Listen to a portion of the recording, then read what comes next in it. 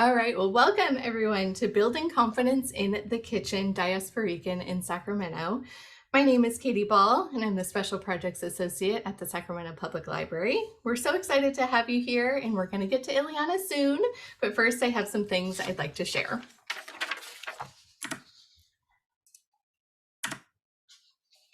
So today's program is funded through an award from the Network of the National Library of Medicine, a partner of the All of Us Research Program. And what is the All of Us Research Program? Well, it's a large research program from the National Institutes of Health. The goal is to help researchers understand more about why people get sick or stay healthy. We hope that more than 1 million people will join the All of Us Research Program, and people who join will share information about their health, habits, and what it's like where they live. By looking for patterns in this information, researchers may learn more about what affects people's health.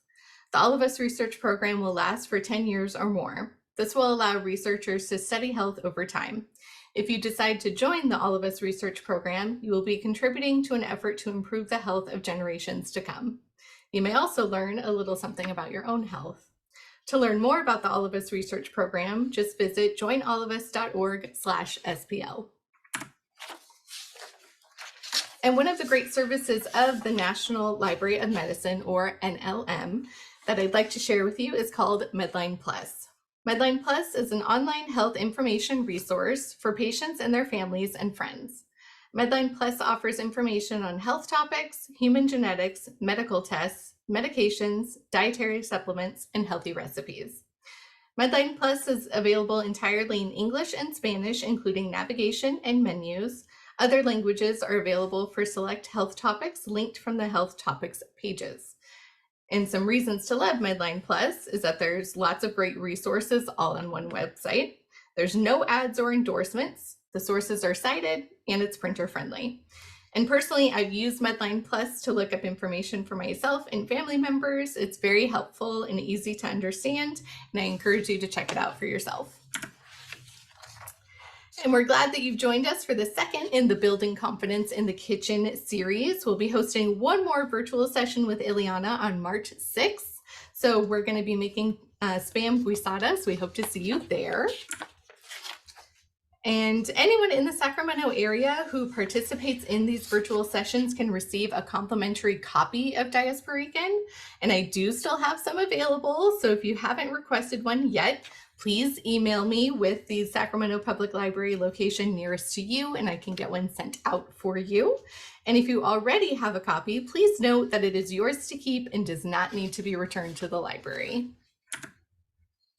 And mark your calendars for March 13th. Illyanna will be our featured speaker at the Enters the Chat at the Central Library, and we hope to see you there.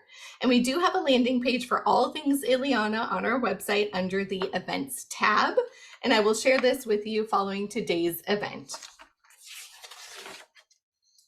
And if you'd like to learn more, if you'd like to learn more about Illyanna and see what she's up to, you can visit her website and follow her on Instagram at EatGordaEat. All right, so now for some housekeeping. So we're doing this in a webinar format, so all participant microphones and video have been disabled. If you have any questions, please submit them using the Q&A button that you'll find at the bottom of your screen. Illyanna will be addressing questions throughout the program, and we'll do our best to address all of them. If you need closed captioning, please click the live transcript button that you find at the bottom of your screen. You'll click that button, wait just a moment, and then you'll see the closed captioning pop up and you can follow along. And if you're having any audio related issues, please exit and re-enter. We find that doing that will typically solve that issue. And also, we ask for grace and understanding in this virtual world that we are in right now. If there is a delay, one of the hosts drops off, or we experience any other type of interruption, please allow time for us to pick up and resume the program. And finally, I wanted to share some follow-up. So this program is being recorded and will be shared to our YouTube channel within the week. And please keep an eye out for an email from me. It will have a link to the recording, more information about upcoming programs featuring Diasporican, and a participation survey. Please share your thoughts and feedback with us. We always appreciate hearing from you. And then let's get to cooking. That's what everyone is here for, right? So I wanted to be sure to share the pages of today's recipes so you can get everything ready to go. So the Califas shrimp is on page 81 and the Funche is on page 174. All right, let me stop sharing that. And I'm going to pin Illyanna. And Illyanna, I'm going to turn things over to you. So go ahead and take it away. Oh, and go ahead and unmute. Yeah. There we go. Can you hear me? Can you hear me now? Yep, you're good. Okay. First thing before I start yakking, let's turn our pot for the polenta and our pan for the shrimp on now. So then by the time we finish talking, it'll already be warmed up. Okay. Hopefully you were here last month. If you were here last month, then you know that we made sofrito, which is an important component to not only this dish, but to most savory Puerto Rican dishes. If you were here, then that means that you would have made a fresh batch and you already have that fresh batch ready to go. If you were not here, hopefully you made it before this class because you're definitely going to need it. I'm not going to put pressure on you. You can't make it without it, but you cannot make it without it, if you know what I'm saying. Wink, wink, okay? So hopefully you have that ready to go because we're definitely going to use it. And with that being said, let's just start the polenta because it's going to take the longest. And I'll tell you what the difference is between polenta and funche, which really, it's a difference and then not really a difference. So I'm going to turn my pot on high. I'm going to add my water. So I think the recipe calls for 2 cups of water. I'm not measuring because I'm making a smaller batch, but I'm pretty sure the original recipe calls for 2 cups of water. So add it to your pot, turn it on high. We're going to get a rolling boil. The difference between, so funche is kind of like a very old-fashioned historic dish that they would feed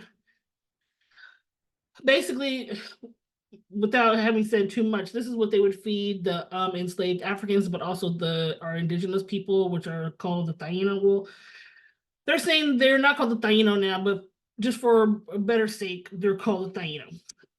Let's add a little bit of butter to the polenta. Now, you can use fine cornmeal if that's what you want, or a coarse cornmeal. I'm just using the golden pheasant polenta, which is pretty much the most well-known polenta I feel like in the supermarkets right now. It's either gonna be this or Bob's Red Mill if you're just like, at a regular grocery store and not a specialty grocery store. Anyways, so the shrimp, I know this seems like shrimp and grits, it kind of is like shrimp and grits, but there's a historic dish where they make funche and bacalao, which is a salted, dried, cured codfish. And they would add a tomato sauce, sofrito, and break it up, really fine, which we still have a dish that's similar to that called vizcaína. And they would add it over the funche, and then they would feed that to the indigenous and to the slaves because it was something that they were kind of already used to. So they're like, hey, this food is cheap. It's something that can sustain them for a long time. It's something that they're familiar with. It's like a win-win-win lose situation. This is one of the first recipes that I actually made on my own, like with my own brain kind of a thing. Okay, so our water is boiling.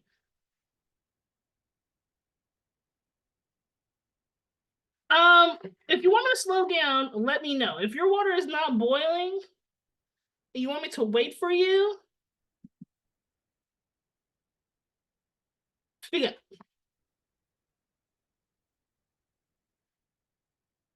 Or I put maybe like a tablespoon of butter in there, not too much, because we're gonna add coconut milk to it, and that's gonna give it a lot of fat. We are not boiling it. Okay. Tara, hi!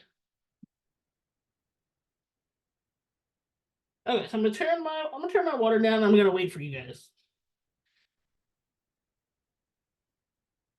There it is. Okay. This is the first recipe that I kind of made on my own. I'm getting water. Don't worry, I'll be back.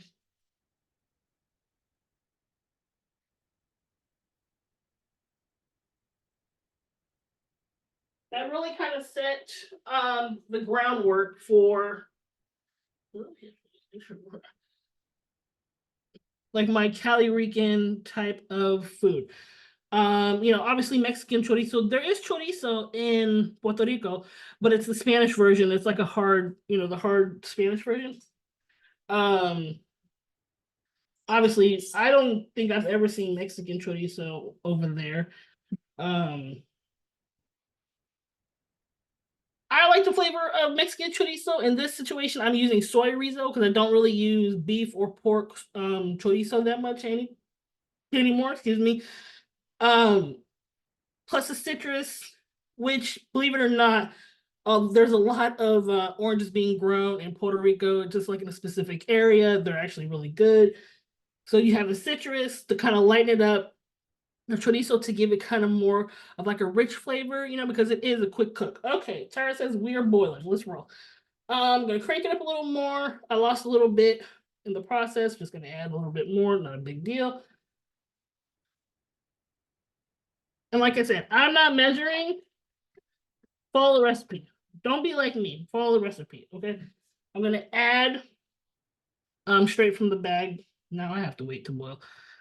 Also using chorizo. Great. Okay. Add your polenta to the water if it is boiling.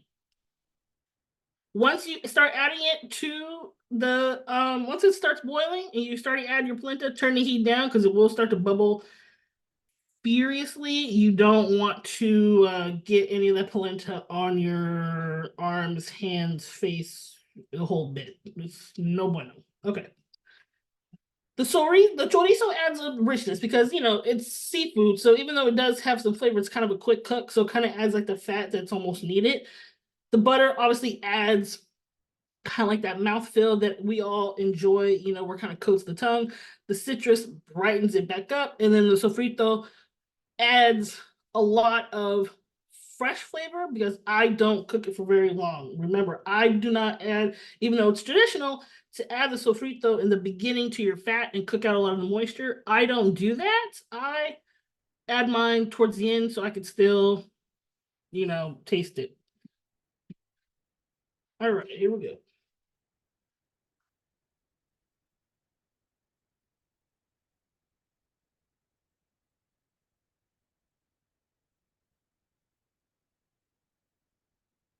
Now, some people, those who are Italian food connoisseurs, Italian cooks, the whole bit, would say that polenta needs like, I don't know, 45 minutes to cook. Okay, that's nice. I don't think I've ever cooked my polenta for 45 minutes, not even when I was in culinary school and they were telling you to cook it for 45 minutes. And when I didn't cook it for 45 minutes, I really didn't find so far that any of the people telling me to cook it for 45 minutes noticed that I didn't cook it for 45 minutes. So if you want to cook it for 45 minutes, hey, that's great. You're an overachiever. I love that for you.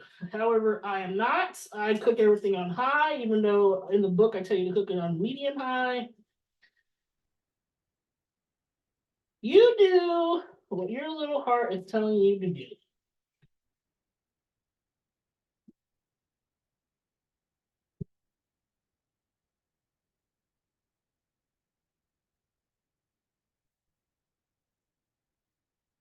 So like I said, I'm eyeballing this. I'm not measuring it. I'm just basically going by the consistency that I think that I will enjoy.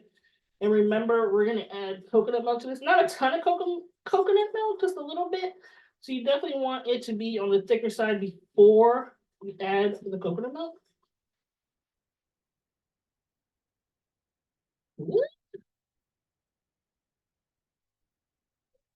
Lovely, oh my God.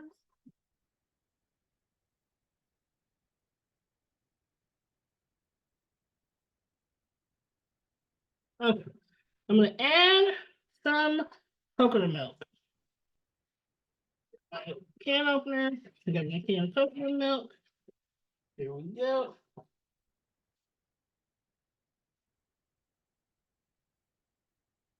You don't want to do too. I mean, there are people who would have started with coconut milk altogether.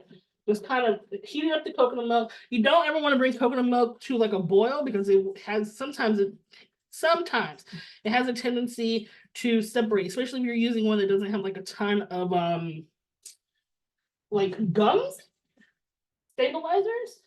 So you could just use coconut milk altogether. I personally don't like that. It's the same way that I make my gravy. I don't make my gravy with all milk. I will make my gravy with like water or stock and then just add like a splash of cream at the end. So that's why I'm using water. If you want to use all coconut milk, hey, you should do that. I'm going to salt this. Just a pinch to start off. And I'm going to give this a taste just for flavor, not necessarily for texture. Because it still has a ways to go before, we calm the grains down a little bit.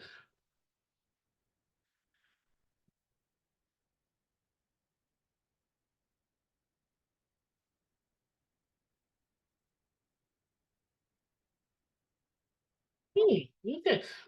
Just with that little bit of coconut milk that I added, it already has a lot of coconut milk flavor.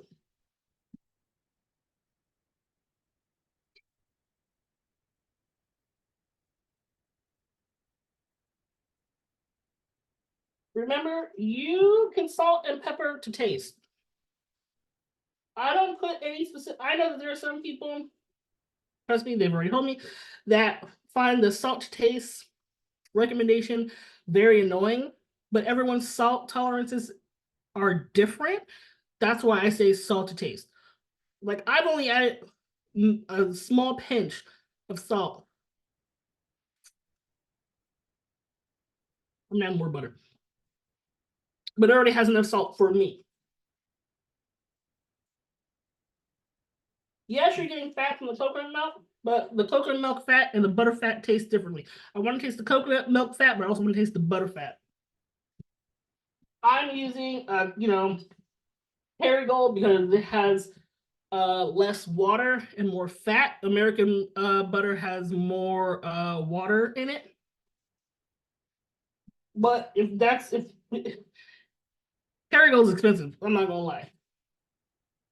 So if you can't afford that, or if you don't have that, it doesn't matter. Use butter.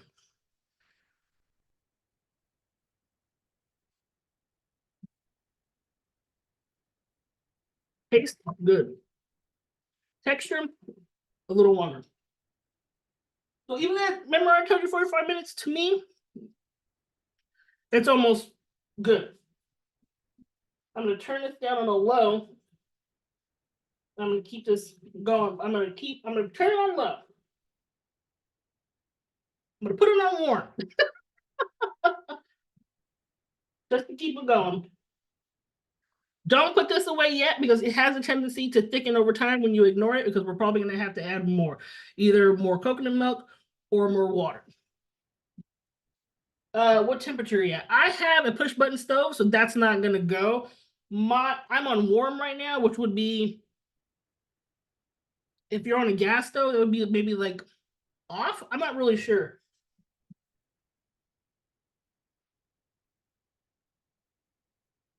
Okay. That's good for it.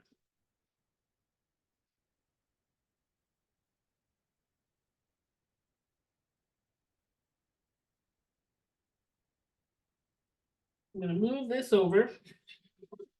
You guys can see this.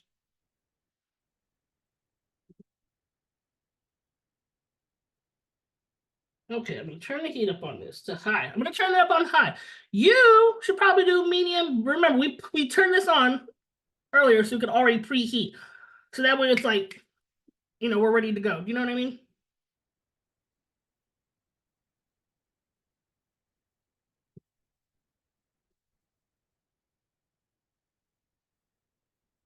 Okay, put that on top of there.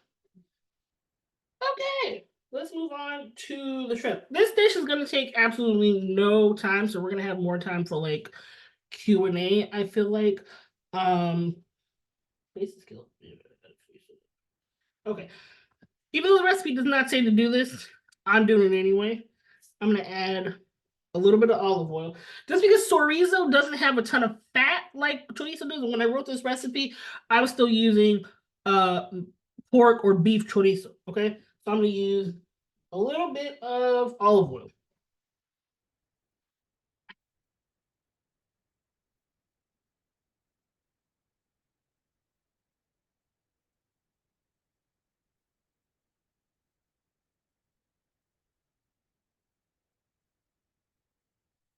I'm gonna add the chorizo.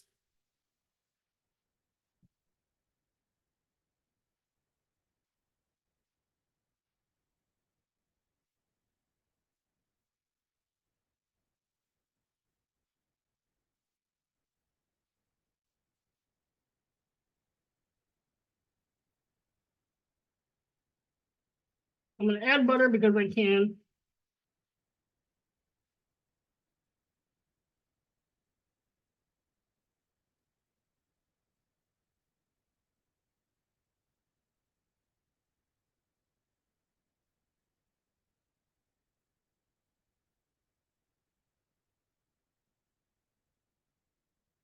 Okay, now I'm gonna add in some orange juice from fresh oranges. These are from my tree in the backyard.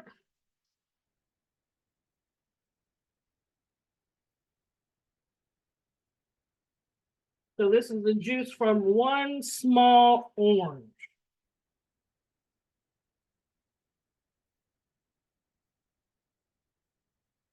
The recipe calls for a half a cup of orange juice. That was about, I'd say like a quarter cup. So right now my temperature on my push button stove is a 3, which would be like medium high, I think.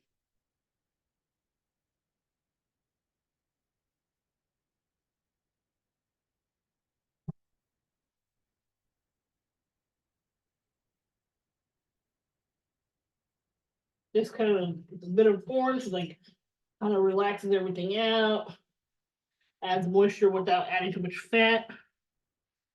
I think I'm gonna add another half. Can you see that?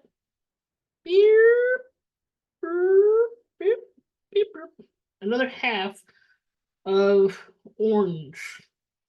Just because they're such small oranges, you know, like if you got these from the grocery store, then they're probably going to be monstrous. They might possibly be a little dry. They might look a little ashy. For those who don't know what ashy is, we talked about that in the last cooking class. So the chorizo loosened up. You have kind of like a nice little sauce going on. Okay. So now we're gonna start building up the layers of flavor. You have the orange juice. I'm not gonna add the lemon juice yet, even though the recipe says to. I'm not gonna do that just yet. I'm gonna switch it up and probably add it at the end. So now you want to add the sazòn. I'm using a salt-free sazòn. It just happens to be my own. The reason why I created it so I could use a salt-free sazòn. I like to be able to control 1, 2, 3, 3 shakes. That's enough. I like to be able to control the amount of salt I put in my food. If you only have access to Goya, use Goya. There's no shame in that, you know, because really that's the only thing that people can find on the shelves, basically. I'm gonna add. I could not, for the real ones, you know that it's still hard to track down sriracha. I happen to track this down in my local Asian grocery, so I don't have sambal. What I do have is sriracha, and that will still work. So I'm just gonna add a squeeze, maybe some more. That is to taste. If you like it spicy, add more. If you don't like spicy, don't add so much.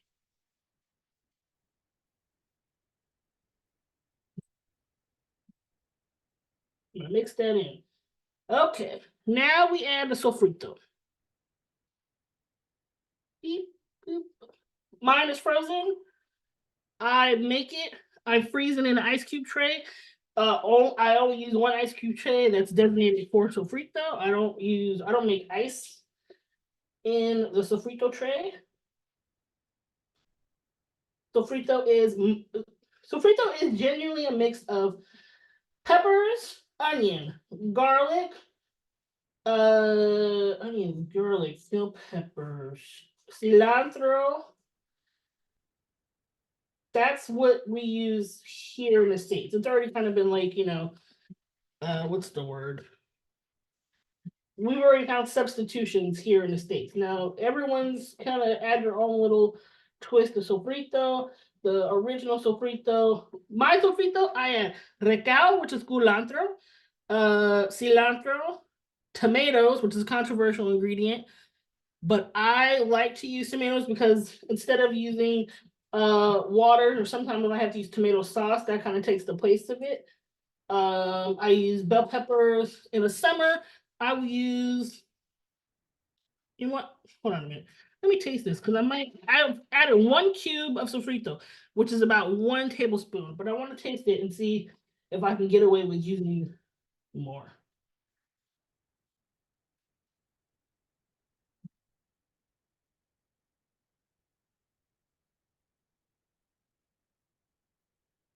Answer, yes. In the summer, I make my sofrito totally different because there's a crazy abundance of produce in California. So I'll put banana peppers or gypsy peppers, purple bell peppers, red bell peppers, yellow bell pepper. I'll put all kinds of different peppers in there because in Puerto Rico they use a pepper called ají dulce. They look like habaneros, but they're sweet. They're not spicy. Recao, culantro, is very hard to find.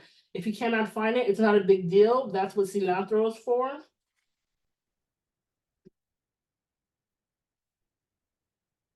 I'm gonna add a touch of water to this. I'm gonna crank it back up just a little bit.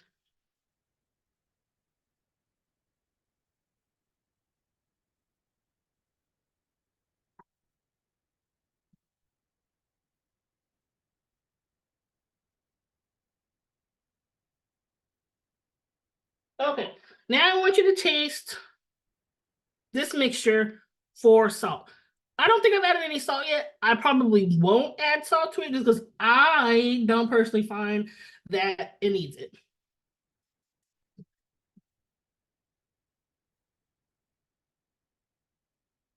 So when I was saying about how there are certain families, so everybody kind of has a different sofrito recipe. There is like a core or the core ingredients that everyone includes. In Puerto Rico, recao is the core ingredient that everyone uses. Onions and garlic because Puerto Ricans love garlic. But there are also people who will add ham flavored.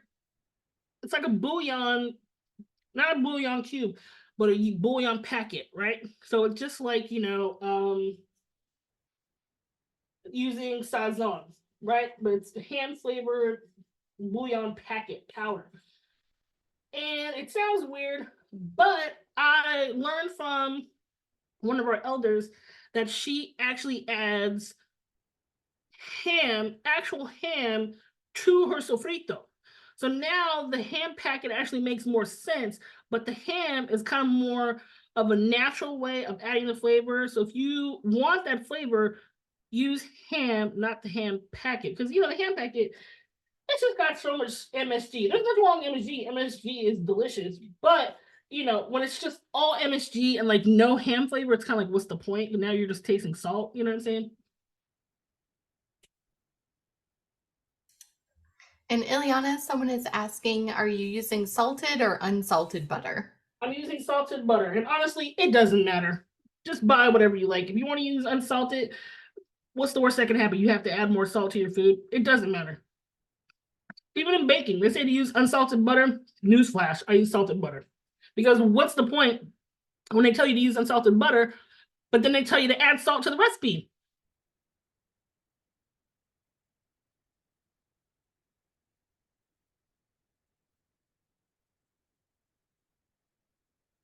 I think this can use a little bit more sriracha. I'm kind of like a wimp when it comes to heat, but I feel like it kind of needs like a little whoop pow.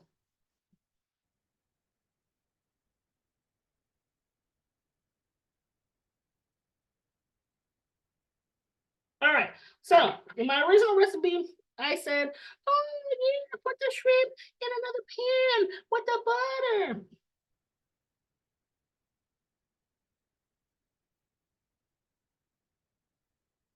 I was trying to be cute. This is before I had to cook 7 days a week, a million times a day, 1,000 dishes. You know what's gonna happen?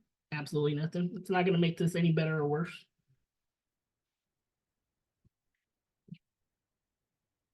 I am gonna make sure all the shrimp is coated in the chorizo mixture.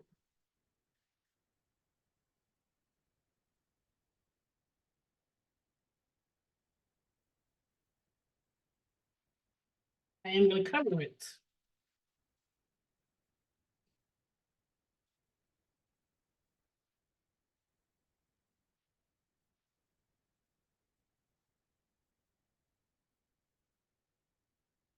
Just until it turns. It's not gonna take that long. It's just until it turns pink, maybe like a couple of minutes. I'm gonna pay some love, some attention back to the polenta.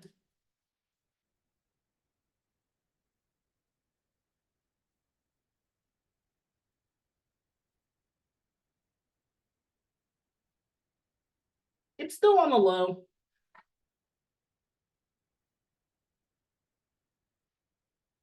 I'm gonna add a little bit of water just to get it loosened back up. Just a touch. When you add little touches here and there, a little touch of salt, a little touch of butter, a little touch of water. This makes it much more manageable to control and way easier to come back from. If you just start dumping shit into the pot, there's almost no coming back from that. There's no rescuing that. You know what I mean? And also, you see how like the temps that we're cooking at, it doesn't have to be like a mad dash. It'd be chill, man. Totally chill.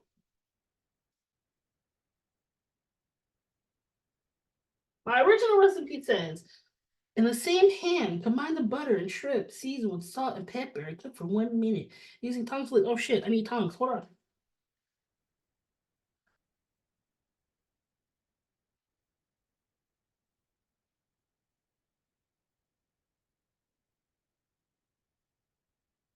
Flip the shrimp and cook for 1 minute. Excuse me, 1 minute more. Shrimp should be slightly pink. Add the chorizo mixture and sauce to finish with squeezing lemon juice. I don't know what I was thinking. Taking the shrimp out of a pan and putting it in another pan. Ugh.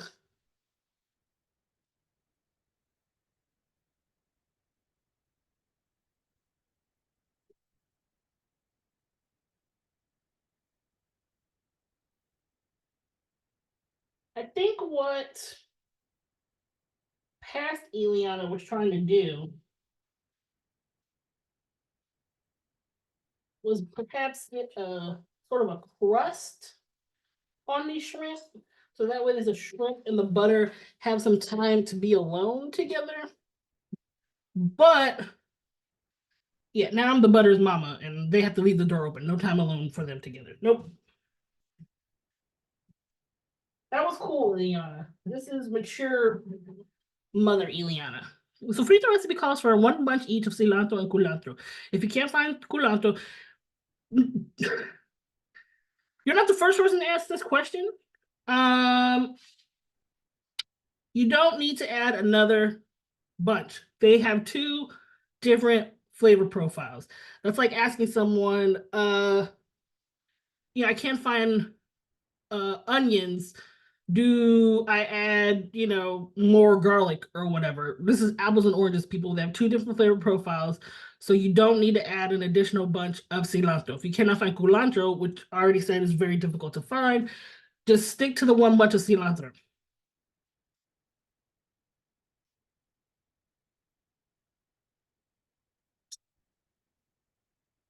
How's everyone's polenta doing?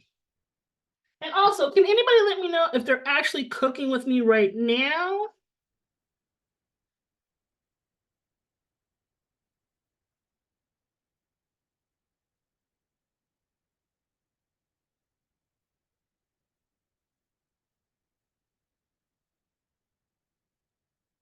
I couldn't find polenta except for pre-made. No, just watching. That's okay. I don't think I've ever worked with pre-made polenta, so I don't know. Can you tell me if does it get soft when it's cooked? Like, I'm assuming you're talking about how it comes in that little plastic tube thing, like they have at Trader Joe's. If you add it to the pan, does it soften back up and like turn into like, bloop, like gruel, or does it keep its shape?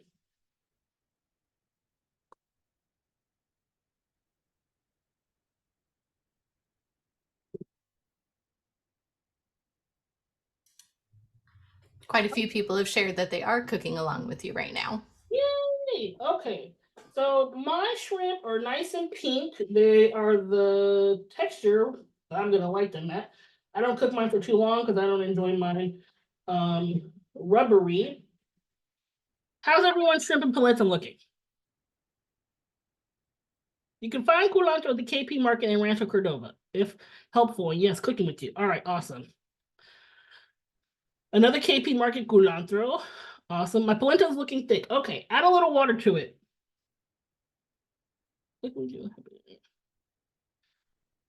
All right, I'm gonna turn my shrimp down to low. I'm gonna keep it covered. I'm gonna taste my polenta to see if I need to add, because I kept adding water to it. So now I want to see if I need to add more coconut milk to it.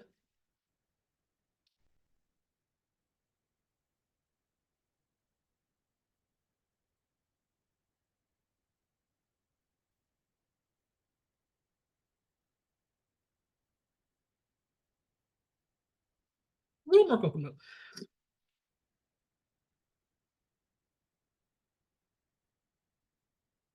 That's about 2 tablespoons.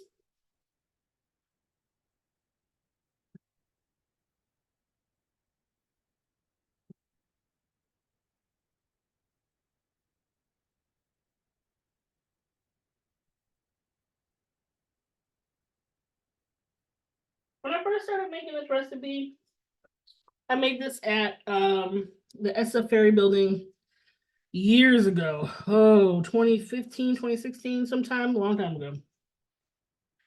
I used to add Swiss chard when it was in season, just because I like the idea of adding some extra greens whenever I can.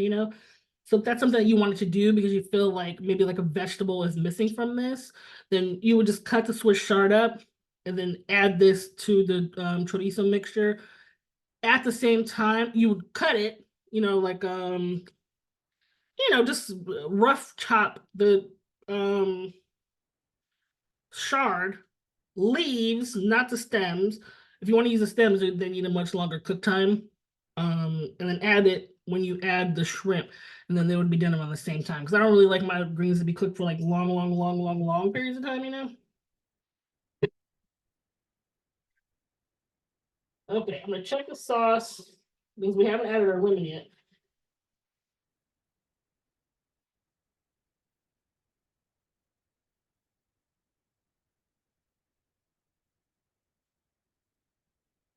Good.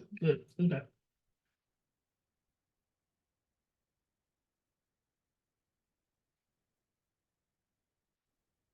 Now I'm gonna add a splash, just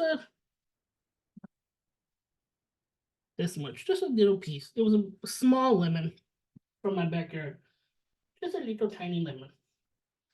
Just gonna add that right on top, the whole thing, not the whole lemon, but the whole piece that I had.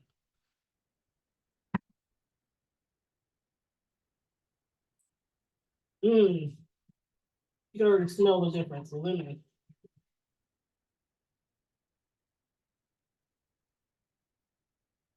I'm gonna taste. You want to make sure you just keep tasting. I know it seems kind of like repetitive, but it's really the only way to kind of like see. It's kind of like the map to see where you're driving to. It's the directions that you need. Like every direction can be given just by just a quick little taste. No big deal.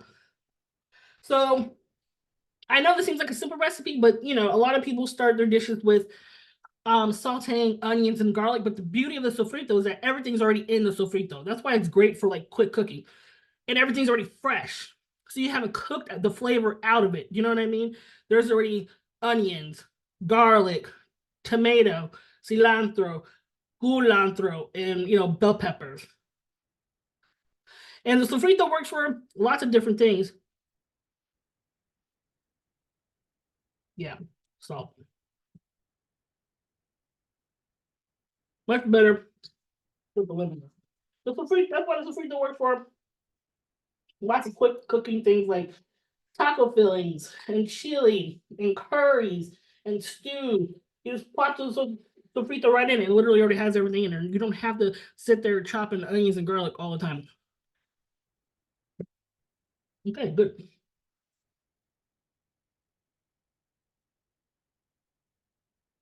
All right. How's everyone doing? You ready to plate? Because this is ready.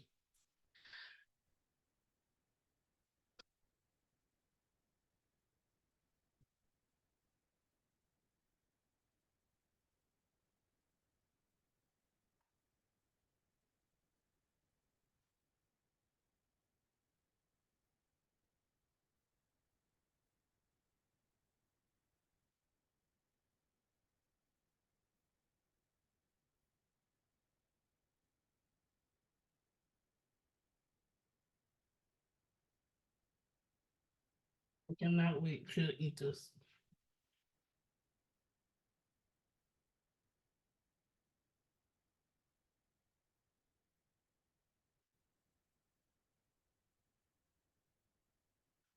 I'm gonna be real with you. I'm gonna add more butter. I don't know. I think I'm just craving a more buttery flavor at the moment. I'm moody. All right. Yes, plating. Hey, awesome. Okay.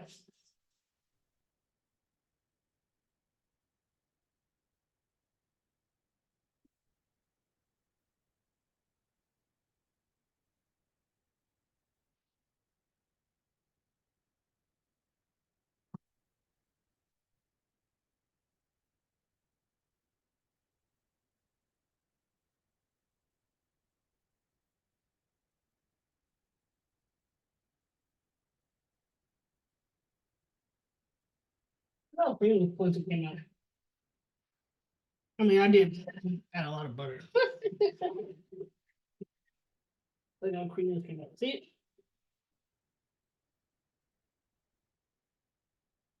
And it's been what? It hasn't been 45 minutes. I know that.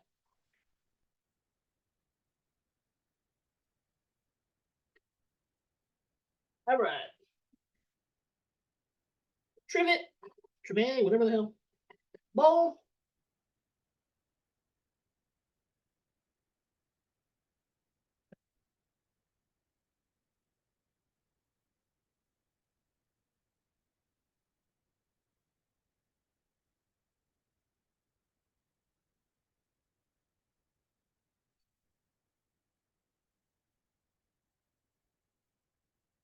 Rinse.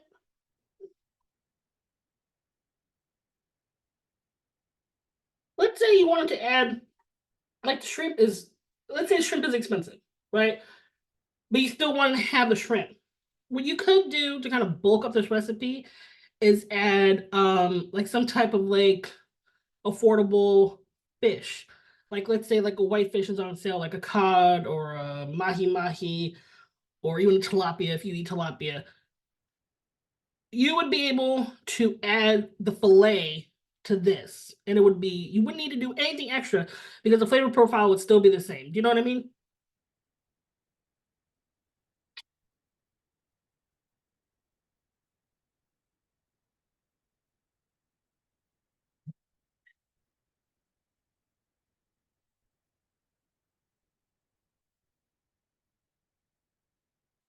And that's it.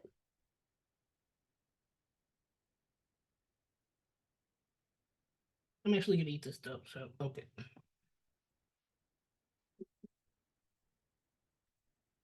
Has anybody tasted it already? Does it taste okay? Is there anything you would want to add or any feedback?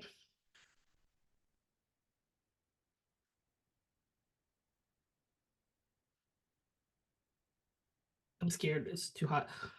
But I'm also impatient and I need to eat this right now.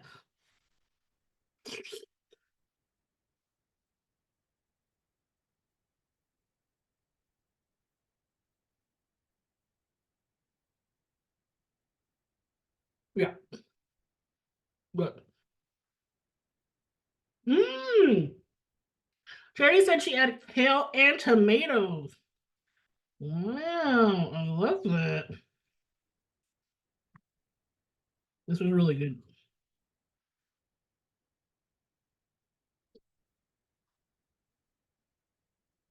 I also feel like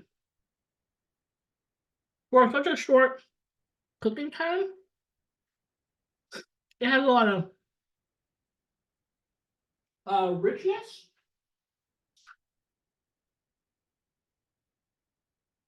Have a lot of complexity, but I feel like that is like what happens with Puerto Rican cooking. Like not all Puerto Rican cooking take like a long time, you know, even though there are dishes that have like long stewing times. But with the addition of like tomato sauce, sofrito, and then this recipe with the citrus and stuff like that, it really kind of adds a lot of layers of flavor without spending a lot of time. You know, the sofrito kind of it's almost like a cheat code, you know, like I don't know if you kids are still using that term or not. Mm,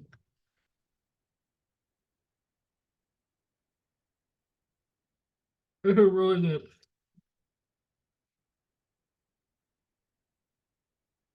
It took almost no time to make.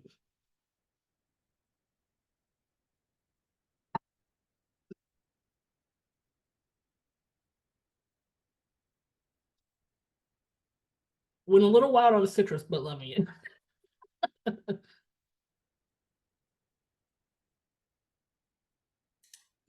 Adara asks, should my polenta be more like a porridge? Well, polenta is porridge. You know, it shouldn't be super stiff. That's why I said keep your eye on it. Keep adding a little bit of water if it's starting to get too stiff. But I think saying if it's like a porridge is really kind of subversive because not everybody eats their porridge the same way. Some people like their porridge really soupy, like my mom does. Some people like their porridge really thick. So that kind of is like a hard question to answer, I feel like. All I can say is if it's too thick to your liking, add more liquid to it.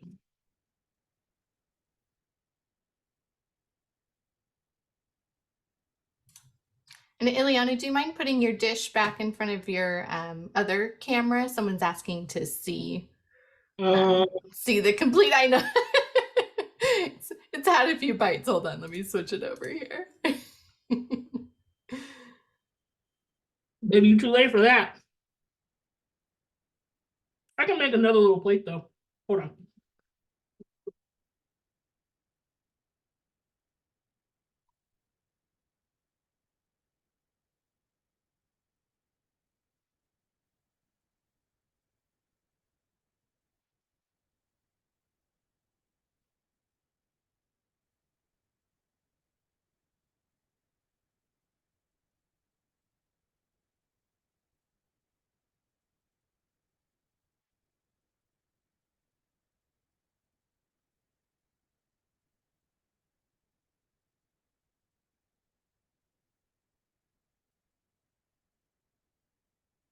Andy, can you see that? I can. It looks delicious.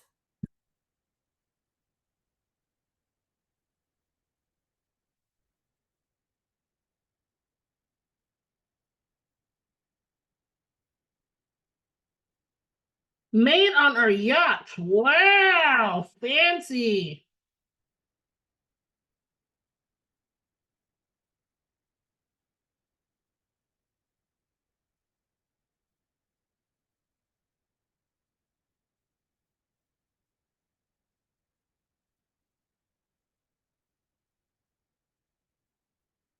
Would you advise cooking with pre-cooked shrimp? No. But if it's something that's on sale, it's something you can afford, if it's something that is the only thing you have access to, why not?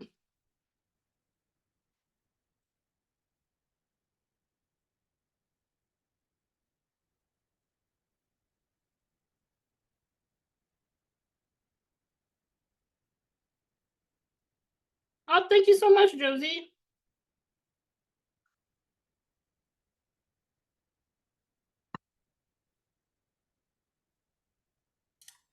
And then someone else asked, is polenta the same as a coarse cornmeal? So I already answered that question.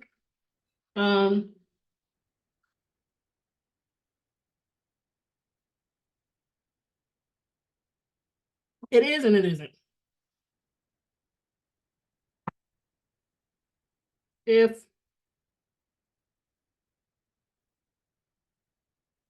If you have cornmeal, you can make it work.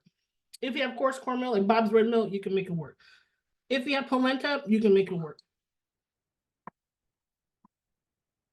I feel like they might, because the bag that I showed, the Golden Pheasant and Bob's Red Mill are going to be the two brands that we're more likely to find in the store.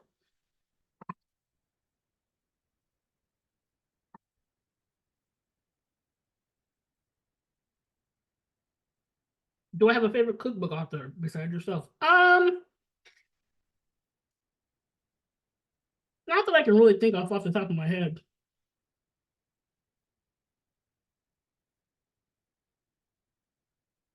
Like I love, there's a Laos cookbook coming out in 2025 from a colleague of mine. His name is Sang, Saeng. You can find him on Instagram.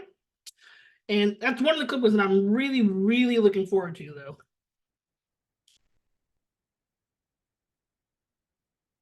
I had a how to write a cookbook proposal class like in 2022, and Sang was one of the participants. And like a year later, he submitted himself a cookbook deal. So props to him.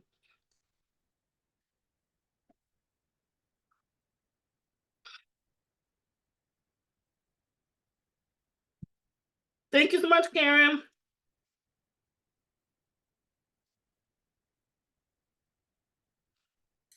Yeah, so if anyone else has any other questions, anything you want to ask Illyanna, go ahead and get them in now. Use the Q&A button at the bottom of your screen. We'll get back to them. If you have any questions, now is definitely the time to ask them.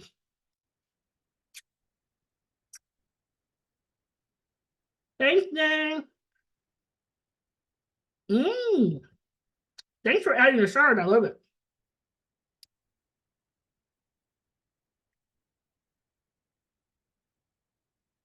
I remember when I cooked this at the ferry building for the for which I don't think it's called Quessa anymore, for the farmers market people. A Puerto Rican man emailed me and said he was looking for somebody Puerto Rican to open a restaurant because he didn't think that any other Puerto Ricans in the area like did a really good job at representing Puerto Rican cuisine. And at this time, I had my column with the San Francisco Chronicle where I wrote about Puerto Rican food. So he reached out to me and he came to my demo. And I cooked this dish and he started heckling me. And you can definitely use salmon with this dish. And Pablo, no.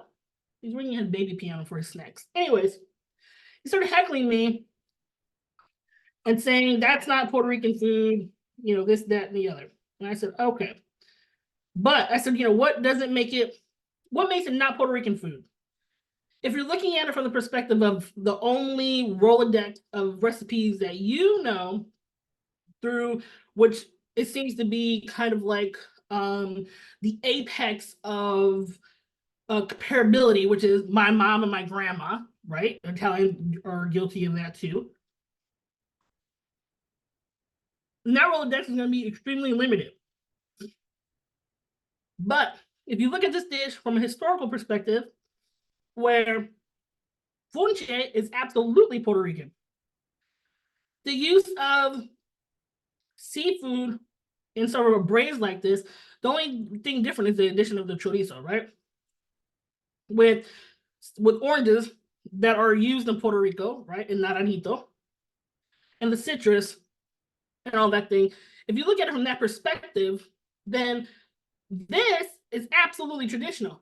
The topping is just a little riff on something that is traditional, but that nobody really cooks anymore because Funche kind of started getting known as poor people food. So Puerto Ricans, affluent Puerto Ricans, kind of strayed away from it because they didn't want to be seen as eating poor people food. So that man told me everything I needed to know about him and his upbringing when he didn't know about Funche, because the way that I make Funche is no different than anyone in the history books of ever making Funche.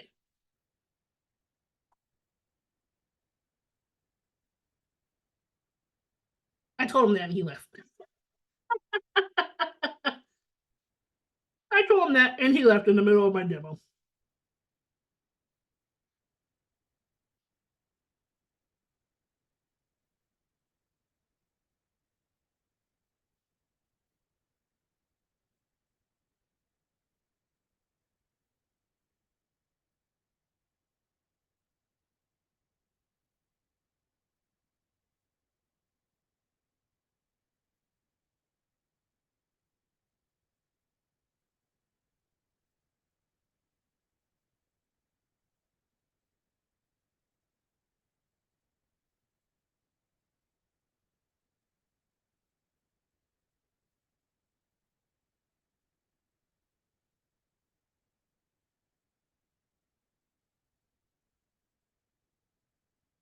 I'm just cleaning up. Thanks for me and my partner. Thanks, Tara.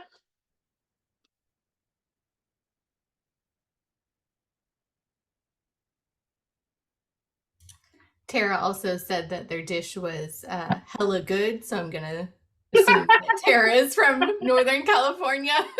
Yeah, she's from Sacramento, from my hometown. That's awesome. All right, well, I'm not seeing any more questions or comments come in, so I think we can go ahead and wrap things up for this evening. Hopefully everyone's so quiet because they're eating. Yeah, right. I'm getting that in. It looks so good. I love that everyone added, chard and added tomato, like kind of made it their own thing. That's kind of awesome to see. I know, I love it. That's awesome. Oh, we're getting some more comments now. Cooked along with you, and now I'm feeding my 9-month-old baby son Funche. He loves it. Perfect. That's awesome. Everyone gets to enjoy it in the family. Cookbook is beautiful. Yes, I fully agree. It is a lovely cookbook. You guys remember, if you're in Sac, you get a free copy from the library. Mm-hmm. Don't forget that. You do. Just email me. Thank you so much. I totally enjoyed this demo. Awesome. Thanks, Margaret.